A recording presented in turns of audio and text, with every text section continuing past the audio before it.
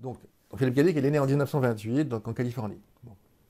Il a toujours vécu en Californie, notamment à Beckerley, et dans la banlieue californienne, hein, ce qui est quand même pas neutre en tant que tel. C'est pas au cœur de Los Angeles ou au cœur de San Francisco, c'est vraiment la banlieue pavillonnaire. Et donc, alors il a fait des études, notamment à Beckerley, mais il n'était jamais très à l'aise, en fait. Il a ce côté agoraphobe, il était pas... il avait le sentiment d'être mal adapté à tout ça. Et très vite, en fait, il a commencé à bosser, et ça l'a marqué toute sa vie, dans des magasins, notamment de réparation et de vente de disques. En fait, hein, qui faisait à peu près les deux à la fois, en fait. Hein, donc, un peu plus réparation, un peu plus vente de disques, voilà, d'appareils hi-fi, il adorait la musique, en fait. Hein, il adorait la musique. Et donc, on revient en 1928, donc très très jeune, en fait, hein, c'est-à-dire presque à peine sorti de l'adolescence, en tout cas vers ses 18-20 ans, il bosse dans ce magasin de disques, et puis il décide, il pond quelques premières nouvelles, alors qu'il est toujours dans cette boutique. Il pond quelques... Voilà, et il décide de s'adonner uniquement à l'écriture.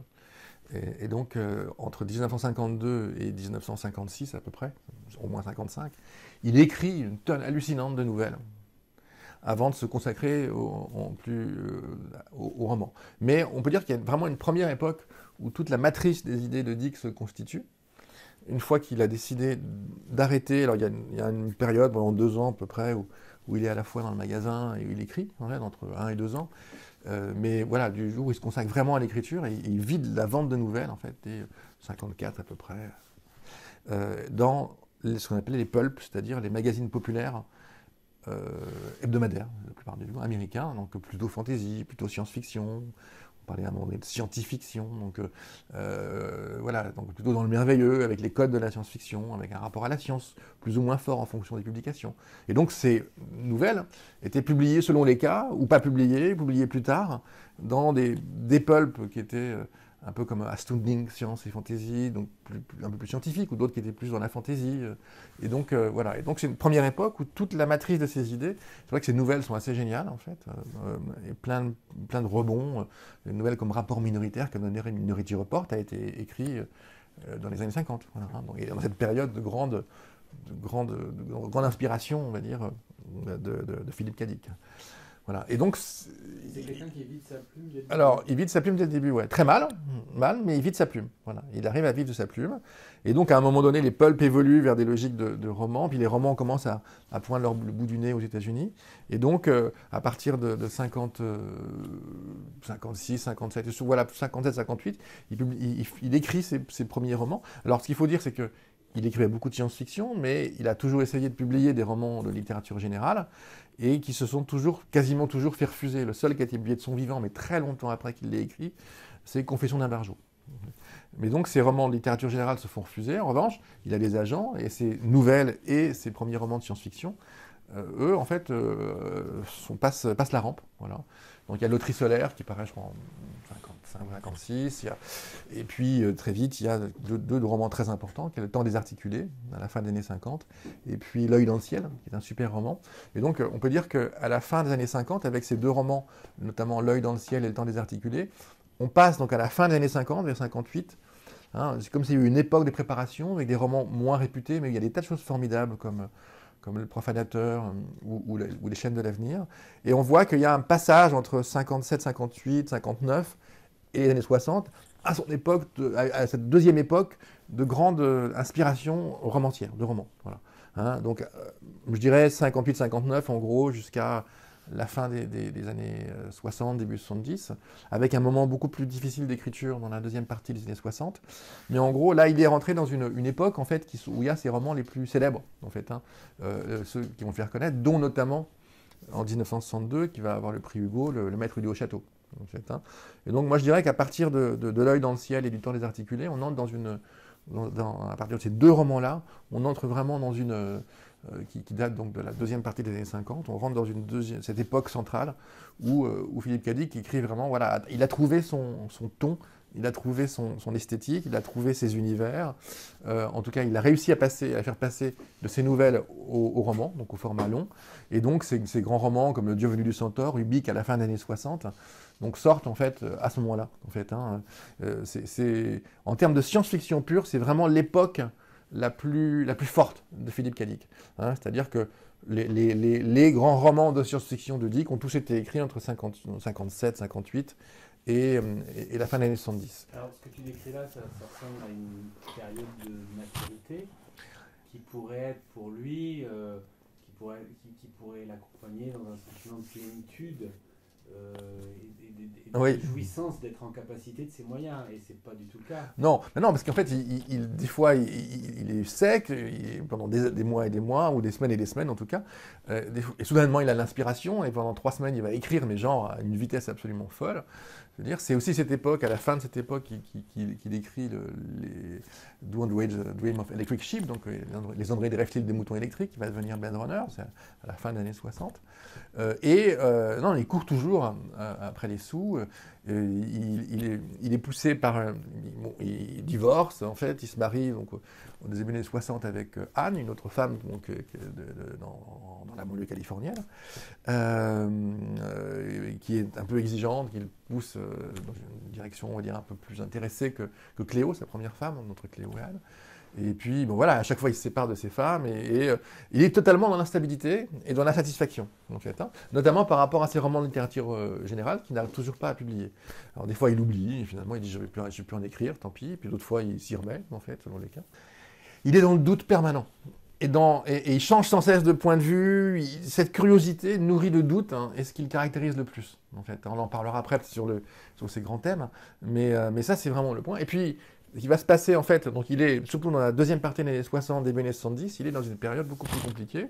Il devient à la fois une sorte d'idole de l'époque des hippies, d'une certaine époque, on va dire, on le met plus ou moins dans le panthéon. Il n'est pas dans la fameuse couverture de Sgt. Pepper, le Nick Le Band des Beatles, mais il aurait pu y être. Voilà, hein, à un moment, il y a John Lennon qui l'appelle, etc.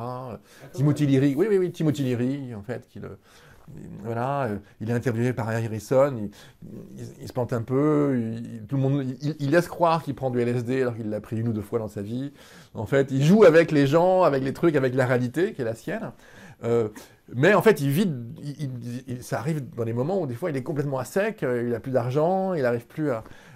il est plus ou moins, il se sent plus ou moins instable, avec son agoraphobie, sa parano, sa haine de Nixon aussi, donc, qui le tétanise littéralement à plein de moments. Et puis, donc, dans les années 70, il va, peu à peu, il va écrire des romans qui vont être plus traditionnels, on va dire. Il va rééditer parfois des romans. Hein, il y a des trucs intermédiaires, comme Glissement de temps sur Mars, comme ça, donc... qui restent encore de la science-fiction, donc, mais très vite, avec surtout donc, la deuxième partie des années 70, il va y avoir en fait sa fameuse troisième époque, en quelque sorte, qui est l'époque mystique. Hein, où il y a son fameux événement, révélation de février-mars 1974. Il a une révélation, à un moment donné, il a visiblement un mal de dents terrible. Donc il commande un produit pharmaceutique, et puis il y a une femme qui vient lui apporter son médicament qu'il a commandé, qui a un poisson, en fait, le poisson des premiers chrétiens. Donc il voit ce poisson et il est tétanisé, en fait, c'est comme une sorte de signe. Et il va avoir le sentiment d'être une personnalité venue, en fait, de cette époque, donc des pré-chrétiens, a pris posture, peut-être Thomas, a pris place dans son esprit, en fait. Et donc à partir de 73-74, donc c'est l'événement de février-mars 74, en fait, hein, donc, en plus qui intervient après une époque où il s'est séparé, ou très instable, où il y a il le racontera dans Substance Mort, il y a des hippies, des drogués qui sont venus habiter chez lui, etc. Donc c'est vraiment genre, c'est le gourou qui se fait un peu, voilà, dont tout le monde profite un petit peu en fait dans ces banlieues, quoi. Et ce qu'il raconte très bien dans Substance Mort, en fait. Et là, soudainement, voilà, hop, il a cette révélation mystique, hein, avec ce poisson, et puis en plus, il va voir un mal dont souffre son fils Christopher, l'un de ses enfants, parce qu'il a eu des filles, et puis il a eu ce fils Christopher, qui va d'ailleurs, voilà, qui a un problème donc, de hernie, en fait, donc un problème assez grave qui aurait pu dégénérer, et il le voit... en entendant d'ailleurs une chanson des Beatles, Strawberry Fields Forever. Et donc il y a tout un délire en fait, et il va se mettre à écrire son exégèse, c'est-à-dire c'est absolument pas un livre écrit, des notes, hein, une sorte, hein, il gratte sans cesse. Il essaye de comprendre son propre délire mystique. Hein. Il s'en joue. Il est aussi, alors surtout depuis les années 70, qu'en 72, je crois que c'est en 72 sa maison se fait cambrioler. Il ne sait pas si c'est Nixon, les espions russes, ou pourquoi pas des extraterrestres qui sont venus le cambrioler. Donc il passe sans cesse par toutes les hypothèses. C'est-à-dire il y a ce doute. Ce doute devient de plus en plus... Il a toujours été présent chez lui, mais là, il prend une forme un peu délirante dans son exégèse, dans ses textes aussi donc de cette période, et où il réussit quand même, un peu comme ce qui était un peu le maître du château, cette fusion entre la littérature générale et puis la science-fiction. Hein, parce qu'il y a toujours eu de la littérature générale, un rapport au réel, c'est un certain type de rapport, on va dire, à la science et à la fiction, hein, qu'a mis en place Philippe Cadic. Et des titres comme Substance Mort sont très réalistes. Il y a quelques éléments de science-fiction à peine, en fait. Substance Mort qui sort en 1977. Et puis après, il y a Siva, qui est une sorte de géniale mise en scène, en fait, de son délire mystique, où il se dédouble. Il y a à la fois l'écrivain et le personnage qui a la révélation, le mystique. Donc c'est deux personnages finalement qui sont un seul. Et Siva qui sort en 81, je crois, mais qu'il écrit en 80, 1980, qu'il écrit donc juste avant, et il met en scène ce délire. Et il y a une sorte de trilogie, la trilogie divine, avec Siva. Et puis donc après Siva, donc il y a